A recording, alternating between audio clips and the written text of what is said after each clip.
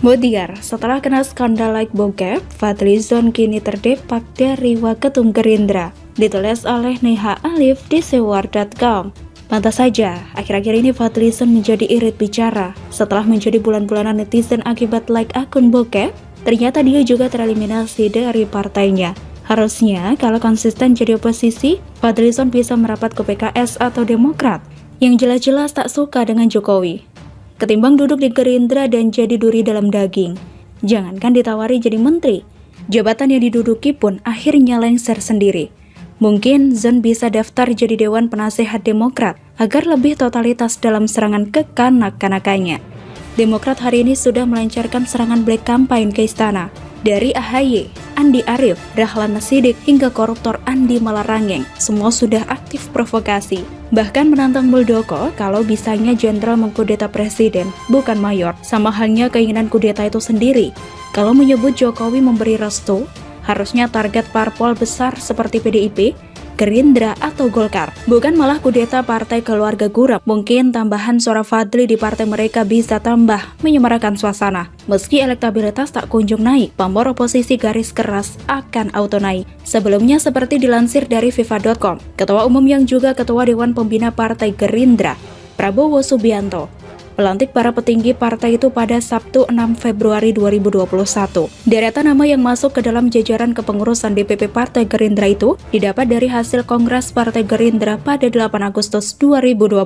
Salah satu yang menjadi perhatian adalah tersingkirnya Fadlizon dari jajaran kepengurusan pusat Partai Gerindra dan penunjukan M. Arief Yusuf Hashim alias Gus Irfan sebagai Wakil Ketua Umum Partai Gerindra. Gus Irfan merupakan cucu dari tokoh pendiri Nahdlatul Ulama, yakni Hashim Asy'ari, yang berasal dari Pondok Pesantren Tebu Ireng di Jombang, Jawa Timur.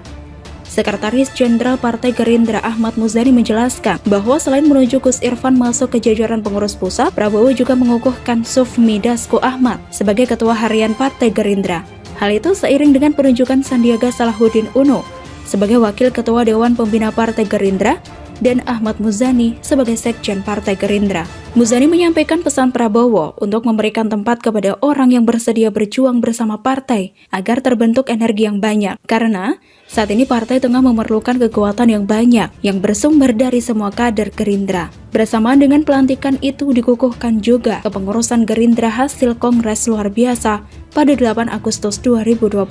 Dalam kongres itu, Prabowo Subianto kembali ditetapkan sebagai Ketua Umum dan Ketua Dewan Pembina Partai Gerindra dengan kewenangan tunggal untuk menyusun kepengurusan Dewan Pembina, Dewan Penasihat, Dewan Pakar, dan Dewan Pimpinan Pusat. Dengan dikukuhkannya kepengurusan Partai Gerindra oleh Haji Prabowo Subianto, hal itu memberikan legitimasi kepada pengurus untuk melakukan langkah-langkah pekerjaan dan program partai dalam mencapai tujuan-tujuan partai politik untuk terus berkhidmat kepada rakyat, kata Muzani. Dengan terdepaknya Fadlizon, Gerindra ini membuktikan komitmennya sungguh-sungguh mendukung pemerintah, karena selama ini diketahui banyak masyarakat mencap partai tersebut sebagai koalisi rasa oposisi. Ini lantaran kehadiran Zon sebagai orang penting. Meski Prabowo sudah diberi kedudukan sebagai Menhan, bacot Zon tak kurang 1 senti pun. Bahkan Ken Haris makin garang menyerang Jokowi sejak munculnya kasus corona. Sayangnya, kalau ada pejabat daerah yang tak berguna seperti Anies, malah luput dari kritikan Zon. Mungkin mulutnya sudah tersetting otomatis mengolok para pemimpin jujur dengan kinerja bagus.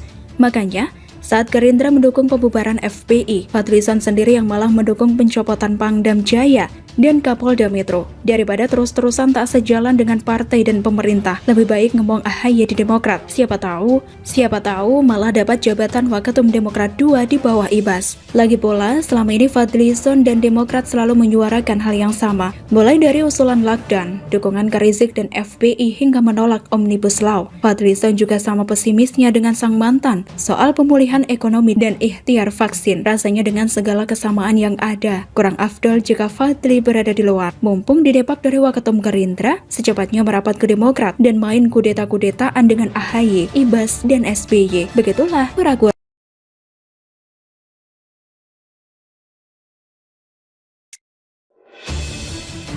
Jokowi memang hebat, cukup diam, Demokrat yang penasaran setengah mati. Ditulis oleh Sardi di sewar.com. Apa yang menjadi ciri khas dari Presiden Jokowi? Kalau membaca simak baik-baik, pasti akan menyadari kalau Jokowi orangnya sangat santai, kalem, dan cenderung diam, tidak bising. Kalau dalam dunia balap, Jokowi ibarat memiliki knalpot halus, suara kecil, bukan suara bising dari knalpot racing. Setiap kali ada isu yang panas, Jokowi cenderung tidak reaktif. Sesekali merespon dengan santai, bahkan sering tidak merespon sama sekali. Sesekali terlihat agak kesal, tapi tidak sampai terlalu lebay. Ini sangat berbeda dengan Ahok yang cenderung berani ngegas dan meladeni setiap tudingan yang dialamatkan padanya. Tapi di balik kalemnya Jokowi, bukan berarti pasrah dan pasif. Jokowi lebih banyak bergerak di balik layar tanpa banyak bicara. Tahu-tahu sudah selesai masalahnya. Mungkin pembaca sudah tahu ilustrasi merebus kodok yang identik dengan Jokowi. Kodok digiring masuk ke air dingin, lalu pelan-pelan dipanaskan, sehingga tak sempat keluar dan jadilah kodok rebus. Kalemnya Jokowi juga terlihat dari saat menyikapi isu kudeta yang terjadi di Partai Demokrat. AHY selaku ketum partai memimpin langsung konferensi pers dan mengungkap itu semua. AHY meminta Jokowi klarifikasi setelah mengirimkan surat karena ada nama Muldoko sebagai kepala KSP yang masuk dalam lingkaran pemerintahan Jokowi. Jokowi tidak bersuara sedikit pun. Menteri Sekretaris Negara Pratikno mengatakan pihak istana tak perlu menjawab surat yang dilayangkan AHY karena surat tersebut terkait dengan apa yang terjadi di internal Partai Demokrat. Kami rasa kami tidak perlu menjawab surat tersebut karena itu adalah perihal dinamika internal partai, kata Pratikno. Pratikno mengatakan surat yang diantarkan Sekjen Partai Demokrat itu berisikan persoalan konflik internal Partai Demokrat sehingga Presiden tak bisa memasuki ranah politik internal partai tersebut. Itu adalah perihal rumah tangga internal Partai Demokrat dan semuanya sudah diatur dalam ADART, katanya. Sekjen Partai Demokrat Teguh Rifki Harsha mengatakan pihaknya menghormati keputusan Presiden Jokowi yang enggan menanggapi perihal surat permintaan klarifikasi yang dikirim AHY.